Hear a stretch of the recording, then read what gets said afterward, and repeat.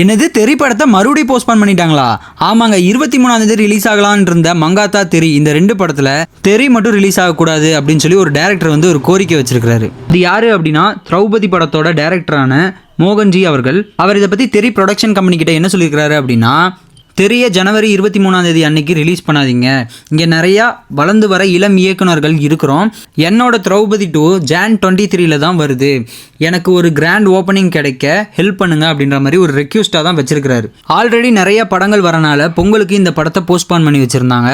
இப்போ 2வது முறையாக கேட்டதுக்கு தானு அவர்கள் என்ன சொல்லியிருக்கிறாங்க அப்படின்னா, புதிய இயக்குனர்கள், நல்ல படைப்பு, வளரும் தயாரிப்பாளர்களை ஊக்குவிப்பதே வி கிரியேஷன் நிறுவனத்தோட தலையாய பொறுப்பு அப்படின்ற மாதிரி தானவர்கள் சொன்னது மட்டும் இல்லாமல் தெறி ரீரிலீஸ் பற்றின முடிவுகளை நாளைக்கு அறிவிக்கிறோம் அப்படின்ற மாதிரி சொல்லியிருக்காங்க. ஸோ என்ன நடக்குது அப்படின்றத நம்ம பொறுத்து இருந்ததாக பார்க்கணும். என்னோட கேள்வி என்ன அப்படின்னா, இப்போ மங்காத்தா ரிலீஸ் ஆனால் மட்டும் உங்களுக்கு வசூலில் எந்த பாதிப்பும் ஏற்படாதா? உங்களுக்கு எல்லா ஸ்க்ரீன்ஸும் கிடைச்சிருமா?